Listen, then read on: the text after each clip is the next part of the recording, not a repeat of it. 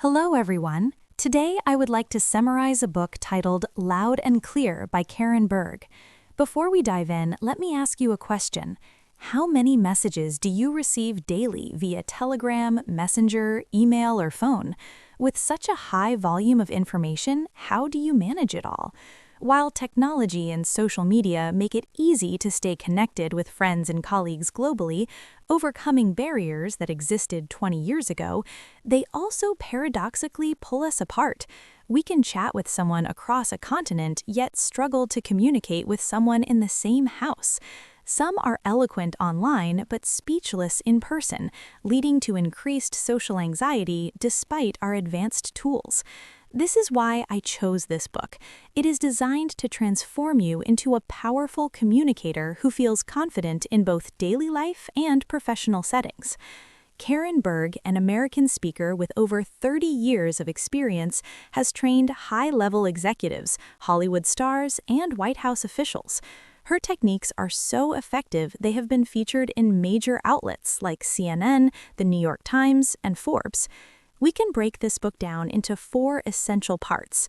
1. Analyzing your listener. 2. Structuring your words correctly. 3. Making your message clear and memorable. And 4. Avoiding conflict during a conversation. Part 1. Analyze your listener. WIIFM. Most people make the mistake of assuming others think exactly like they do. We often focus on what we want to say rather than what the listener wants to hear. When both parties focus only on their own interests, the conversation becomes a waste of time. To illustrate this, the author shares the story of Lucy, a senior manager at a pharmaceutical company. Lucy needed to form an urgent task force to boost sales. She called a meeting with people she had never worked with before, demanding they stay late without overtime pay, assuming they would naturally support the company's goals. Consequently, no one showed up, and they even spoke ill of her. The issue was that Lucy didn't provide any value to them. The author suggests using the WIIFM formula, what's in it for me? You should create a mental table with 3 columns: the person's name, the problem they face, and the reward that would motivate them to act. If Lucy had used this, she would have respected their current workload first, scheduled a brief daily meeting that didn't disrupt their routine, and clearly explained the benefits they would receive upon the project's success. Part 2. Structuring your message. In the age of information overload, people generally remember the beginning and the end of a speech. To ensure you are understood, the author provides the formula key message plus supporting evidence. Key message: state exactly what you want the other party to know using simple, concise language. For example, I want a raise because I have contributed significantly to this project. Supporting evidence: use no more than 4 strong points to defend your message. Take the example of Jenny, a designer working from home.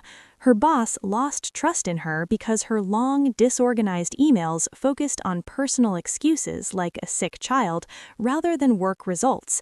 The author advised Jenny to provide only 3 key professional updates without unnecessary apologies.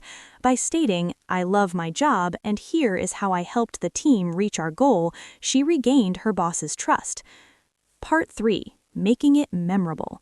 Studies show people remember your body language, facial expressions, and the feeling of the conversation more than the actual words.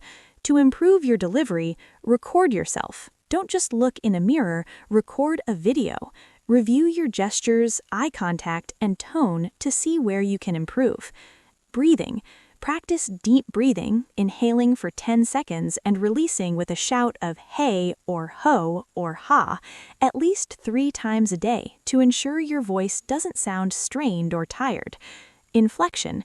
Changing which word you emphasize changes the meaning. For example, emphasizing "please trust me" sounds like a request, while "please trust me" emphasizes the bond of confidence. Eye contact. Maintain a soft gaze. If looking directly into eyes is intimidating, look at their brows.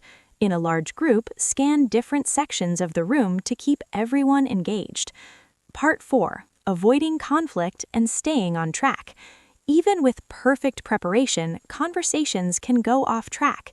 If someone tries to divert the topic, use bridging phrases like, "You're right, but what I want to emphasize is," or "based on my experience, I feel." When someone attacks your idea or brings up past failures, do not get defensive. Defensiveness signals a lack of confidence. Instead, acknowledge the point briefly and pivot back to your goal. For instance, if someone says a past project failed, respond with, "The previous project did face challenges, but this time we have a tighter plan involving X, Y, and Z." Never let a distraction last more than 3 seconds before pulling the conversation back to your main point. Remember, when you hold the microphone, you are the lead character. Summary.